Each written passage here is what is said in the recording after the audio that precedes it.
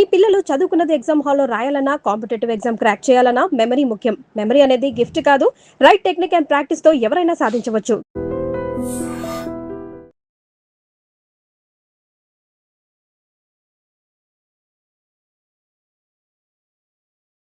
ఇందిరాగాంధీ గారు ఎందుకు వాళ్ళ సెక్యూరిటీ ఆయనకి చంపాల్సి వచ్చిందో చాలామంది తెలుసు. దానికి ఒక కాన్స్పిరసీ ఉంది అంటారు కొంతమంది. మీకున్న సమాచారం ఏంటి? అంటే సమాచారం అని కాదు సార్. ఇందిరాగాంధీ గారు ఎలా పంజాబ్ స్వర్ణ దేవాలయం అదేనా? 100% సార్. ఇన్ఫ్యాక్ట్ ఇది జూన్ నెల sir. 4th June 1984 was the day when operation blue star happened.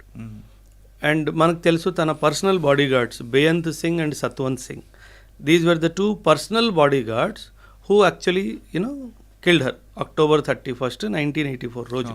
ఇది జరిగే ముందు ఎన్నోసార్లు మన ఐబీ అండ్ రా ఇద్దరు ఇందిరాగాంధీకి పర్సనల్గా అఫీషియల్గా డైరెక్షన్స్ కూడా ఇచ్చారు. మేడం, ఈ సిక్ కమ్యూనిటీ వాళ్ళని మీరు మీ పర్సనల్ బాడీ గార్డ్స్ లాగా తీసేయండి, ఎందుకంటే కొన్ని నెలల ముందే ఈ ఆపరేషన్ బ్లూ స్టార్ జరిగింది.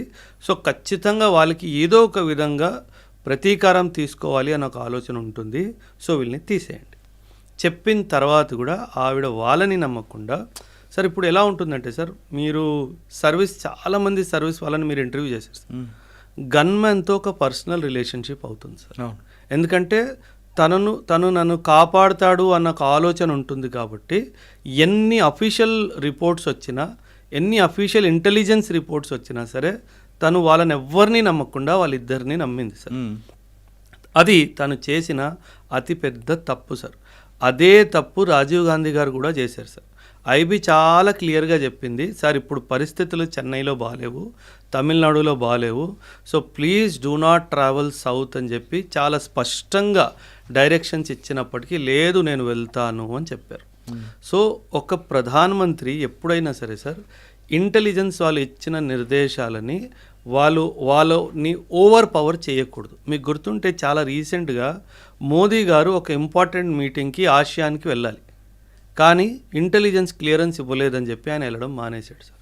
అది ఎందుకంటే సార్ ఇంటెలిజెన్స్కి తెలుసు ఏం జరుగుతుంది గ్రౌండ్లో అనేది. ఎందుకు మనం ఒక రిస్క్ జోన్లో మన ప్రధానమంత్రిని కానీ రాష్ట్రపతిని కానీ తీసుకెళ్ళాలి? అండ్ ఇందిరాగాంధీ గారు చేసిన అతి పెద్ద తప్పు అది సార్. సార్ నేను సిక్ కమ్యూనిటీ గురించి ఒక 2-3 విషయాలు మాట్లాడతాను సార్. ఒకప్పుడు ఎలా ఇస్లామిక్ ఇన్వేడర్స్ మన హిందువుల మీద అత్యాచారాలు చేశారో మనందరికీ తెలుసు. అండ్ సిక్ మతం పుట్టింది కూడా ఆ అత్యాచారాల నుంచి హిందూ కమ్యూనిటీని కాపాడడానికి.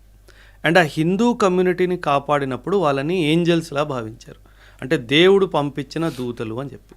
మన దేశానికి సైన్యానికి ఎంతో కాంట్రిబ్యూషను సిక్ కమ్యూనిటీ చేస్తుంది సార్. అప్పుడు వాళ్ళు ఏమంటారు, ఓహో వీరుడు శూరుడు అని చెప్పేసి మీరు మాట్లాడతారు. కానీ ఒక సిక్ కమ్యూనిటీ వాడు తన హక్కు గురించి మాట్లాడితే మాత్రం ఖాలిస్తాన్ టెర్రరిస్టులు మీరు అన్నట్టుగా మాట్లాడతారు. అది చాలా పెద్ద తప్పు సార్. నేను మీకు ఒక ఎగ్జాంపుల్ చెప్తాను సార్. 1962 వార్ జరుగుతున్నప్పుడు జవహర్లాల్ నెహ్రూ గారు నేషనల్ మీడియాలో వచ్చి ఒక రిక్వెస్ట్ పెట్టారు మొత్తం దేశానికి. ఏమని, మన ఆర్థిక పరిస్థితులు దేశానివి బాగాలేవు, నాకు మీరు డబ్బు కానీ బంగారం కానీ ఇస్తే నేను ఆయుధాలు తీసుకొస్తాను అండ్ చైనాతో జరుగుతున్న యుద్ధం మీద సైనికులకు అందిద్దాము అని చెప్పేసి. ఆల్ ఓవర్ ఇండియా 257 కేజీల బంగారము ప్రభుత్వం పోగేసింది సార్. అందులో 252 కేజీస్ ఒకే ఒక్క స్టేటు పంజాబ్ నుంచి వచ్చింది సార్. మన దేశమంతా 257 కేజీలు ఇస్తే పంజాబ్ ఒకే ఒక్క రాష్ట్రము 252 కేజీలు ఇచ్చింది సార్. అంటే దేశం మీద ప్రేమ ఈ కమ్యూనిటీకి ఉన్నంత ఏ కమ్యూనిటీకి లేదు సార్.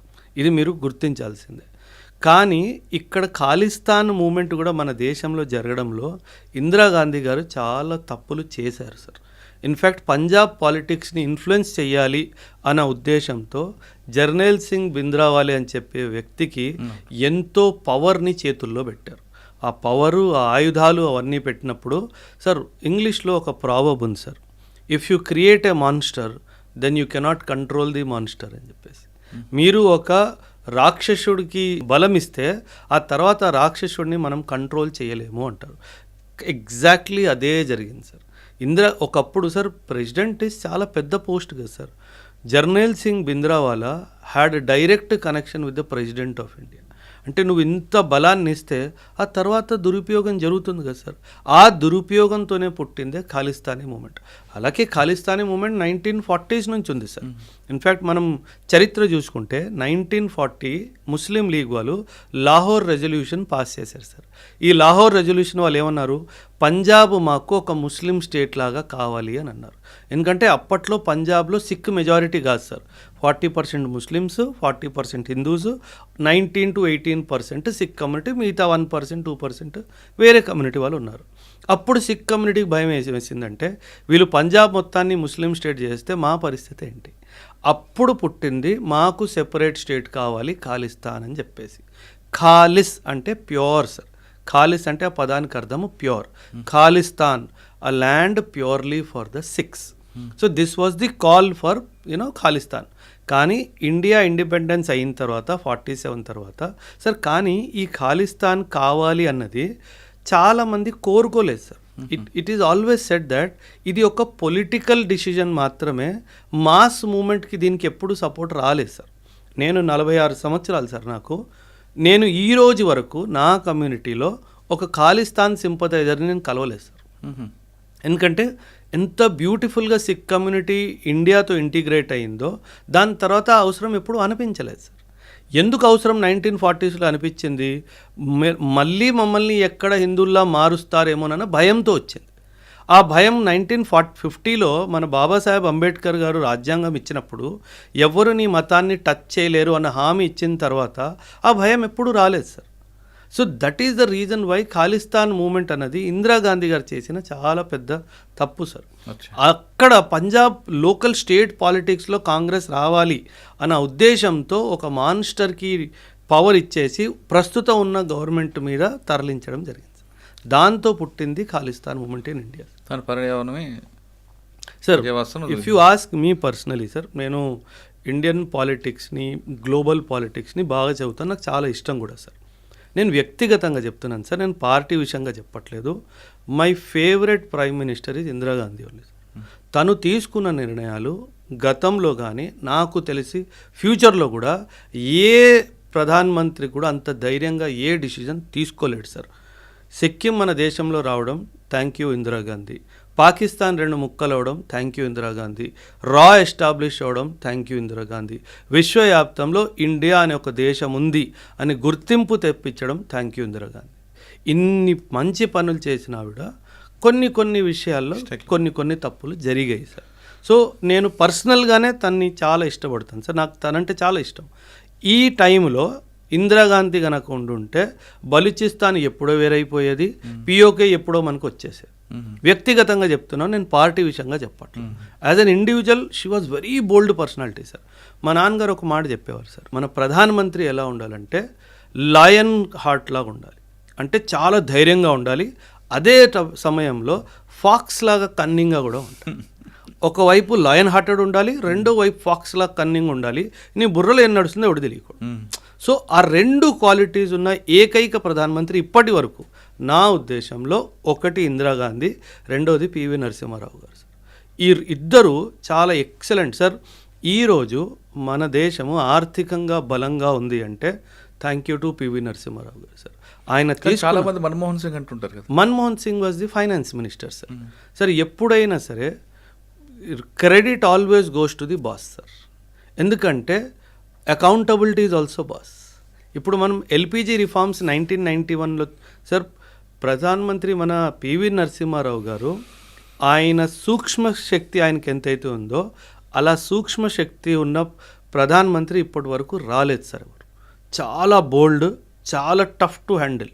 కాకపోతే అప్పుడు మన పివి నరసింహారావు గారికి 2-3 చాలా మంచి ఫైనాన్స్లో చాలా మంచి వ్యక్తులు ఆయనకి. Imagine the trio sir, 3. PV Narasimha Rao గారు ప్రైమ్ మినిస్టరు, మన్మోహన్ సింగ్ గారు ఫైనాన్స్ మినిస్టరు, డాక్టర్ రంగరాజన్ గారు ఆర్బీఐ గవర్నర్. ఇంత మంచి టీం ఉన్న తర్వాత కీలకమైన నిర్ణయాలు ఎందుకు రావు సార్?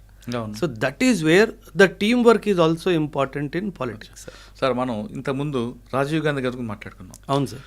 శ్రీలంకలో వాళ్ళ ఎల్టీటీ ప్రభాకరన్ వాళ్ళ అది కొట్టుకుంటే ఈయన అనవసరంగా ఎంటర్ అవ్వడబట్టే ఆ ఇష్యూ వచ్చింది అనుకోవచ్చా? లేదు మనకు ఖచ్చితంగా హెల్ప్ చేయాలి, అది బై మిస్టేక్లో జరిగింది. ఇప్పుడు ఇందిరాగాంధీ గారు ఎలా కొన్ని తప్పులు చేశారో అదే విధంగా రాజీవ్ గాంధీ గారు చేశారు సార్. అంటే మీ ఆడియన్స్కి ఈ విషయం తెలుసో తెలీదో, శ్రీలంకలో ఎల్టీటీకి జన్మనిచ్చిందే ఇందిరాగాంధీ సార్. 1971 వార్ పాకిస్తాన్తో జరుగుతున్నప్పుడు సార్, 1971 ముందు పాకిస్తాన్ అంటే వెస్ట్ పాకిస్తాన్, ఈస్ట్ పాకిస్తాన్. ఇప్పుడు బంగ్లాదేశ్ అప్పట్లో పాకిస్తాన్లోనే భాగం. ఇందిరాగాంధీ శ్రీలంకకి చాలా క్లియర్గా ఒక సందేశం జారీ చేసింది సార్. ఏమంది? నేను ఈస్ట్ పాకిస్తాన్తో యుద్ధానికి వెళ్తున్నాను, వెస్ట్ పాకిస్తాన్ నుంచి ఈస్ట్ పాకిస్తాన్కి వెళ్ళాలంటే ఇండియన్ ఓషన్ ద్వారానే వెళ్ళాలి. అండ్ అప్పట్లో పాకిస్తాన్ దగ్గర ఫ్లైట్ కానీ షిప్ కానీ డైరెక్ట్గా వెళ్ళే అంత కెపాసిటీ లేదు, నీ దగ్గరకు వచ్చి ఆగి వెళ్ళాలి. నువ్వు మాత్రం హార్బర్ ఇవ్వడానికి వీల్లేదు. ఆ షిప్స్కి రీఫ్యూలింగ్ కానీ, ఆయిల్ ఇవ్వడం కానీ, ఫుడ్ ఇవ్వడం కానీ చేయడానికి వీల్లేదు. కండిషన్ చాలా క్లియర్గా కండిషన్ పెట్టింది. చెప్పినా సరే శ్రీలంక వినలేదు. వినకుండా పాకిస్తాన్ని మద్దతు ఇవ్వడానికి ప్రయత్నించింది. ఆ రోజు ఇందిరాగాంధీ నిర్ణయించుకుంది, నీకు గుణపాఠం నేర్పిస్తాను.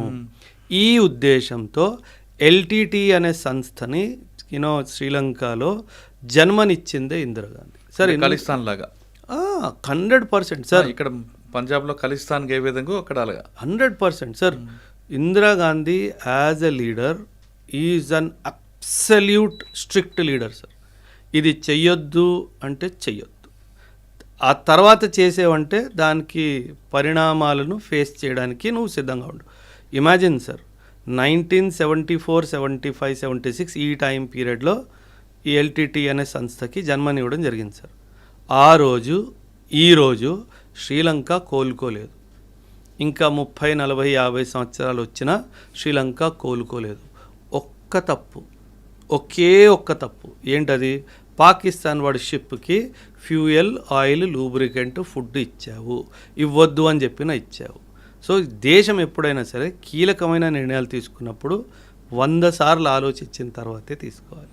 కానీ ఆవిడ తీసుకున్న నిర్ణయం మంచిదే, కానీ వాళ్ళ కొడుకు ఆ సంఘటనలో కదా కోల్పోయాడు. Nature takes the revenge sir.